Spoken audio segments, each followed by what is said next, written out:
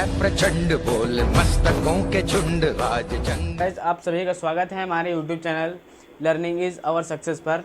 So guys आज का हमारा टॉपिक क्या है, हमारा लेक्चर नंबर 2 है। क्या है, आज हम लेक्चर नंबर 2 पढ़ने वाले हैं। वैद्युत फ्लक्स तथा गॉस की प्रमेय का लेक्चर नंबर 2। फर्स्ट लेक्चर में हमने क्या पढ़ लिया था, वैद्युत फ्लक्स पढ़ लिया था, वैद्युत फ्लक्स की निर्भरता पढ़ ली थी, पृष्ठ क्षेत्रफल पर निर्भरता पढ़ ली थी, और तीव्रता पर निर्भरता पढ़ ली थी, और ए वेक्टर व ई वेक्टर के बीच बनने वाले कोण पर निर्भरता हमने क्लियर कर लिए थे। ठीक है, और हमारे कुछ महत्वपूर्ण पॉइंट्स थे वो भी क्लियर कर लिए थे, और वैद्युत फ्लक्स की मात्रक राशि और विमा, इन सभी को जो हमने अच्छे ढंग से क्लियर कर लिया था। ठीक है, तो आज का हमारे लेक्चर 2 में क्या पढ़ने वाले हैं कि किसी बंद पृष्ठ को वैद्युत क्षेत्र में रखने पर उससे कितनी वैद्युत फ्लक्स निकलेंगे, इसको पढ़ेंगे। उसके बाद क्या पढ़ेंगे, गॉस का प्रमेय क्या होता है, गॉस ने प्रमेय में अपने क्या बताया था। उसके बाद हम पढ़ेंगे गॉस के प्रमेय का जो डेरिवेशन होता है, बहुत ही इंपॉर्टेंट पॉइंट है ये, और ये हर साल जो है लगभग बोर्ड एग्जाम में पूछ लिया जाता है, आज 8 से 7 नंबर का। उसके बाद कुछ इसके इंपॉर्टेंट पॉइंट होते हैं जिनको हम जानना बहुत ज़्यादा इंपॉर्टेंट होता है, क्लियर करना जो ज़रूरी होता है। और गॉसियन पृष्ठ, गॉस के प्रमेय के अनुसार गॉसियन पृष्ठ क्या होता है, इसको पढ़ेंगे। और इसकी जो निर्भरता होती है आकार और आकृति पर, इसको पढ़ेंगे क्या होती है। ठीक है, तो सो गाइस हमने ये इतना सारा क्लियर कर लिया था। तो इतना सारा क्लियर करने के बाद अब हमारे लेक्चर अपने 2 पर पढ़ने वाले हैं। तो फर्स्ट में हमें क्या पढ़ना है कि किसी बिंदु को, किसी बंद पृष्ठ को यदि हम किसी वैद्युत क्षेत्र में, किसी बंद पृष्ठ को यदि हम वैद्युत क्षेत्र में रखते हैं तो उससे कितनी जो है वैद्युत फ्लक्स गुजरेंगी, तो इसको हम पढ़ने वाले हैं। तो आइए चलते हैं, स्टार्ट करते हैं लेक्चर नंबर 2। नेक्स्ट टॉपिक क्या है, फर्स्ट टॉपिक में हमारा क्या है, किसी बंद पृष्ठ को वैद्युत क्षेत्र में रखने पर कुल कितनी वैद्युत फ्लक्स निकलेंगी, तो ये हमें ज्ञात करना है। ठीक है, क्या याद करना है कि किसी बंद पृष्ठ को वैद्युत क्षेत्र में रखने पर कुल हमारी कितनी वैद्युत फ्लक्स निकलेंगी, तो ये हमें ज्ञात करना है। ठीक है, तो देखिए जैसे हमने यहाँ पर एक बंद पृष्ठ मान लिया, क्या ये एक बंद पृष्ठ है, इसी मार्कर के आकार का है, ये एक प्लेन 1 है इसका, प्लेन और ये 2 है। ठीक है, और ये क्या है, इसमें इसका कर्व है। ठीक है, तो ये हमने प्लेन 1 मान लिया है और ये हमारा प्लेन 2 मान लिया है। ठीक है, और ये क्या है, यहाँ पर ये हमारा कर्व है। ठीक है, इतना क्लियर हो गया। अब देखिए यहाँ पर जो ए वेक्टर की जो हमारा ए वेक्टर ई वेक्टर की जो दिशा है, यानी हमारी जो तीव्रता से दिशा है उसकी दिशा इस तरफ है, क्योंकि जो हमारी वैद्युत क्षेत्र रेखाओं की जो दिशा होती है वही हमारी ई वेक्टर की दिशा होती है। तो ठीक है, इस प्लेन 2 के लिए क्या है, ई वेक्टर की दिशा इस तरफ है, इस प्लेन 1 के लिए ई वेक्टर की दिशा इस तरफ है। ठीक है, ठीक है, और जो हमारा कर्व है इसके कर्व के लिए भी हमारे ई वेक्टर की दिशा इस तरफ है। तीनों के लिए जो दिशाएं होंगी वो समान होंगी। और हमारा ए वेक्टर देखते हैं, इसके लिए देखिए इसके जो लंबवत होगा क्या, कि किसी पृष्ठ के समांतर मध्य के लंबवत जो हमारा वेक्टर बनता है वो हमारा ए वेक्टर यानी क्षेत्रफल सदिश बनता है। ठीक है, तो इसके लंबवत यानी इधर इसका बनेगा और इसका इधर बनेगा और इसका ऊपर बनेगा। ठीक है, तो इसका क्या होगा, इसका ए वेक्टर इस तरफ बन जाएगा और इसका ए वेक्टर इस तरफ बन जाएगा। ठीक है, इसका ए वेक्टर इस तरफ बन जाएगा और इसका ई वेक्टर इस तरफ, इसका ये। ठीक है, और इसका जो है ए वेक्टर कहाँ बन जाएगा, ऊपर की ओर बन जाएगा। ठीक है, कहाँ, इसका ए वेक्टर ऊपर की ओर और ई वेक्टर तो इस तरफ है। ठीक है, तो क्या होगा, अब इसको हम ऐसे सॉल्व करते हैं। तो अब हमें क्या ज्ञात करना है कि इस पूरे जो पृष्ठ से कुल कितनी जो वैद्युत फ्लक्स गुजरेंगे। ठीक है, इसको ज्ञात करना है। इस पूरे जो है बंद पृष्ठ से जो वैद्युत फ्लक्स गुजरेंगे उसको निकालने के लिए हमें इसके एक एक पार्ट से पहले निकालना पड़ेगा, उसके बाद उसका समाकलन करके उसको जोड़ देंगे तो हमारे पूरे बंद पृष्ठ से कितना निकला है कि कितनी वैद्युत फ्लक्स गुजरेंगे। ठीक है, तो इसके लिए वैद्युत फ्लक्स निकालने का हमारा पास फॉर्मूला है E vector dot A vector. ठीक है, इजिकल तो पहले हम प्लेन 1 का निकालेंगे, फिर प्लेन 2, फिर कर्व का निकाल के तो दोनों का क्या कर लेंगे, जोड़ लेंगे। ठीक है, ई वेक्टर इंटू ए वेक्टर। ठीक है, ये हमारा क्या हो जाता है, ये हमारा प्लेन 1 के लिए हो जाता है, किसके लिए, प्लेन 1 के लिए, प्लस जोड़ देंगे, इंटीग्रेशन करके इसको जोड़ देंगे तो हमारे पूरे बंद पृष्ठ का निकल आएगा। ठीक है, अब प्लेन 2 के लिए निकाल लेते हैं।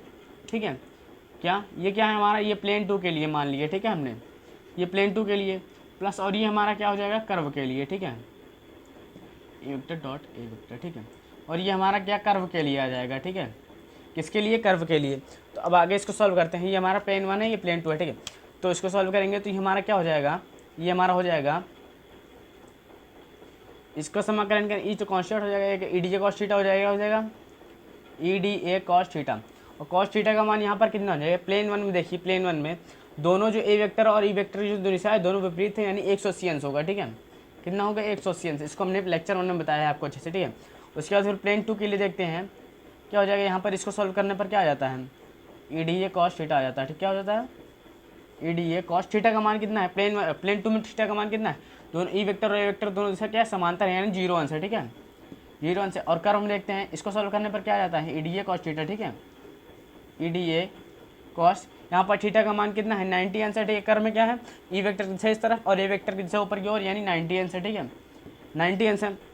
तो अब क्या हो जाता है, ई डी ए कॉस और कॉस 180 का मान कितना होता है, -1 होता है। कॉस 180 का कितना मान होता है, -1 होता है।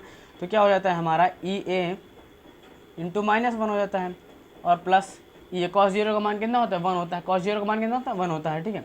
तो क्या हो जाता है, ई ए आ जाता है प्लस, और कॉस 90 अंश का मान कितना होता है, कॉस 90 अंश का जो मान होता है वो 0 होता है, ठीक है। तो 0 से अगर हम ई ए मल्टीप्लाई कर देंगे तो पूरा क्या हो जाएगा, 0 हो जाएगा, ठीक है, पूरा 0 हो जाएगा। तो अब इसको सॉल्व करेंगे तो क्या हो जाएगा, इसमें माइनस से गुणा हो जाएगा तो माइनस ई ए हो जाएगा, क्या हो जाएगा, माइनस ई ए हो जाएगा, और यहाँ पर क्या हो जाएगा, प्लस ई ए हो जाएगा। तो अगर इसको सॉल्व करेंगे माइनस प्लस से क्या हो जाएगा, कैंसिल हो जाएगा, यानी क्या आ जाता है, 0 आ जाता है। क्या हो जाता है हमारा, 0 आ जाता है। तो इससे हमें यह स्पष्ट होता है कि किसी भी बंद पृष्ठ से कोई भी वैद्युत फ्लक्स नहीं गुजरेंगे, यानी किसी भी बंद पृष्ठ से जो है कोई भी वैद्युत फ्लक्स नहीं गुजरेंगे, यानी बंद पृष्ठ से 0 वैद्युत फ्लक्स गुजरेंगी। क्या, किसी भी बंद पृष्ठ से हमारी 0 वैद्युत फ्लक्स गुजरेंगे। अब क्या है हमारा गॉस का प्रमेय, ठीक है।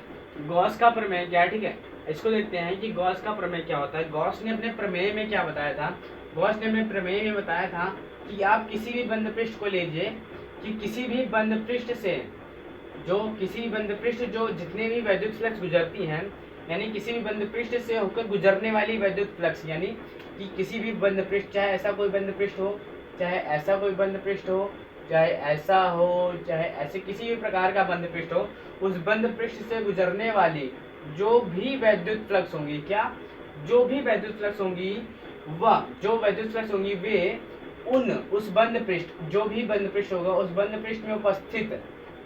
पृष्ठ में उपस्थित जो आवेश होंगे, ठीक है, उस बंद पृष्ठ में उपस्थित जो कुल आवेश, क्या कैसे आवेश, उस बंद पृष्ठ में उपस्थित जो कुल आवेश होंगे उसका, कुल आवेश का 1/ε0, यानी कुल जो आवेश का 1/ε0 गुना, क्या, कुल आवेश का 1/ε0 गुना होंगी, क्या होंगी, 1/ε0 गुना होगी, ठीक है। क्या, तो डेफिनेशन क्या बनती है, आप डेफिनेशन ऐसे याद कर लीजिए, बहुत ही आसान, कि किसी भी बंद पृष्ठ, यानी यहाँ पर किसी भी प्रकार का बंद पृष्ठ आ जाए, किसी प्रकार के बंद पृष्ठ से होकर गुजरने वाली ये जो वैद्युत फ्लक्स है, ठीक है, किसी भी बंद पृष्ठ से होकर जो गुजरने वाली वैद्युत फ्लक्स है, ये वैद्युत फ्लक्स इस बंद पृष्ठ में उपस्थित, किसी भी बंद पृष्ठ में उपस्थित जो इसका कुल आवेश होगा, उसके कुल आवेश का क्या होंगी, 1/ε0 गुना होंगी, क्या होंगी, इस कुल आवेश का 1/ε0 गुना होंगे, ठीक है।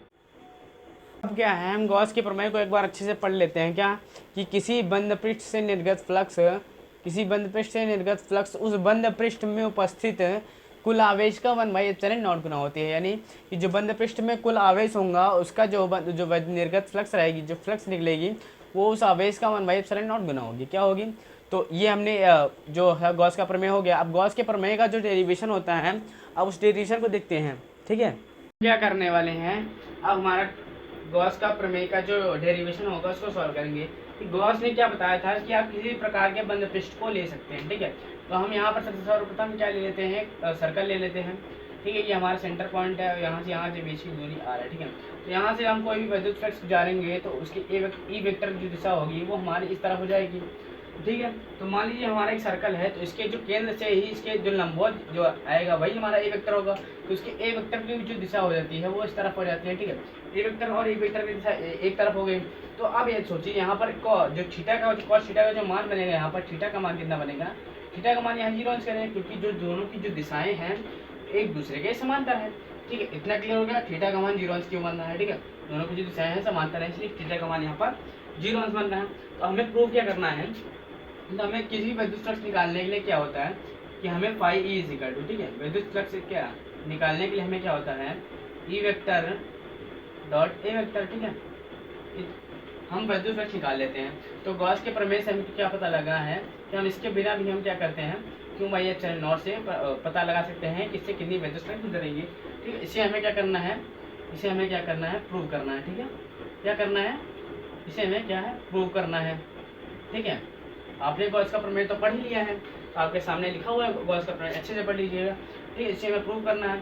तो किसी बंद पृष्ठ के लिए ना, तो हमने एक बंद पृष्ठ निकाल लिया था, तो बंद पृष्ठ से निर्गत फ्लक्स क्या निकालेंगे हम, बंद पृष्ठ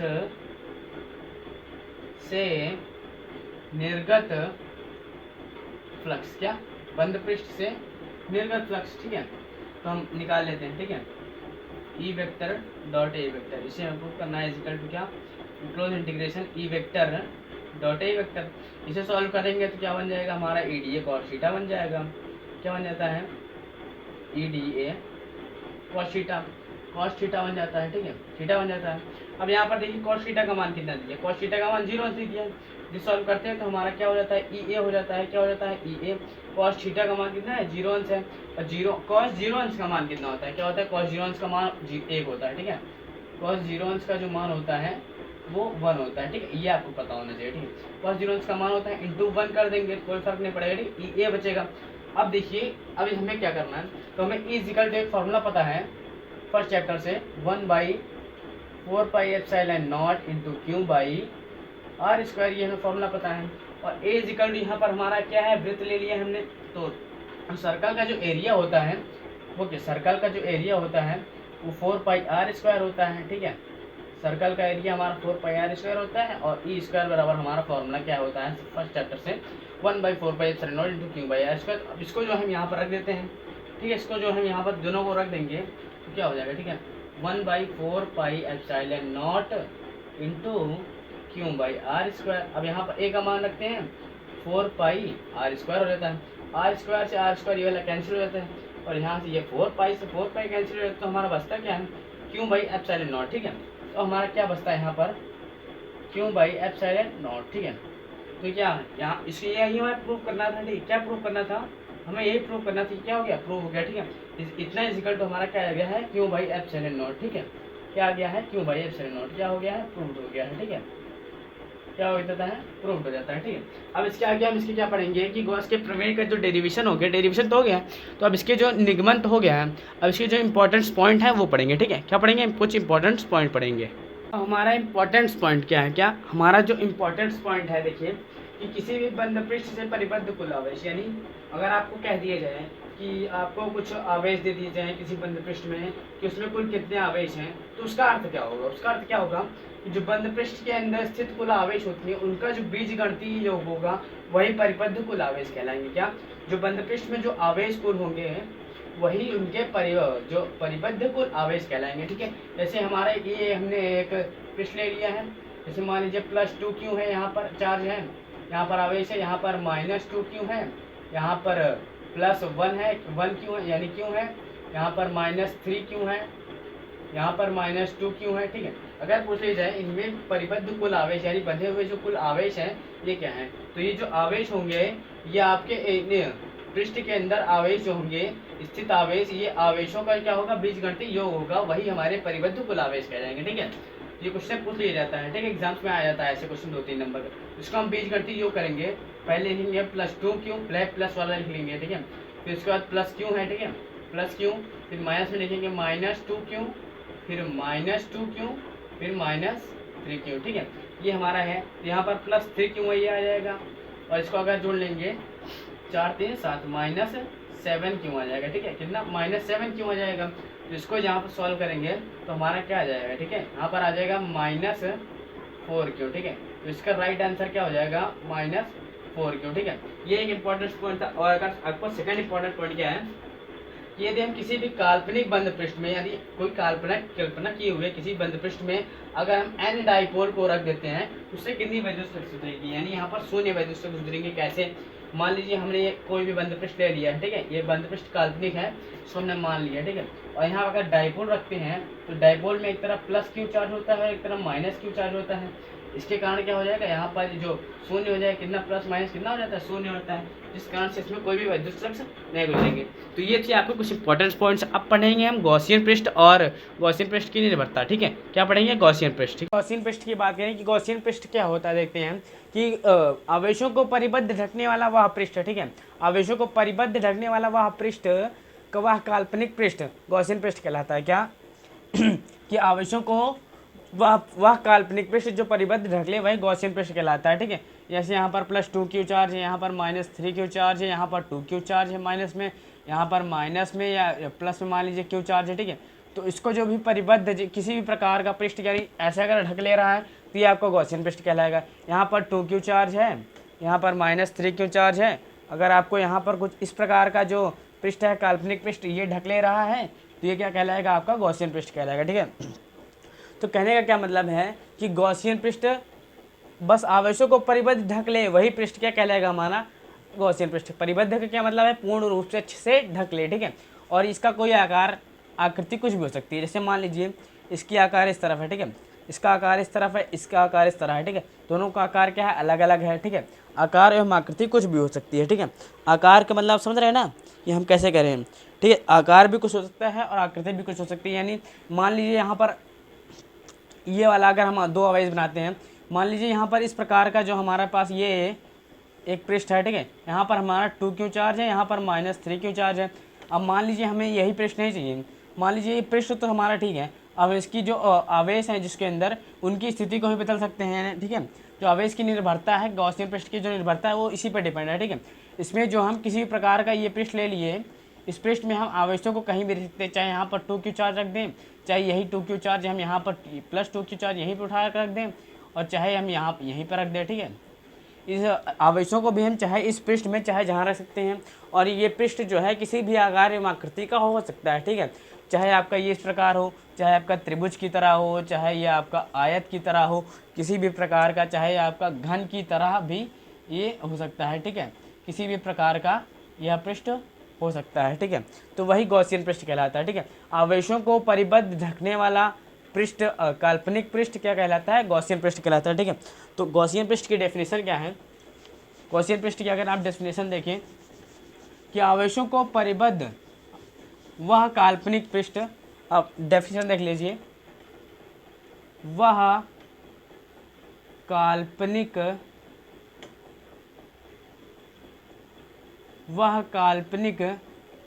पृष्ठ जो आवेशों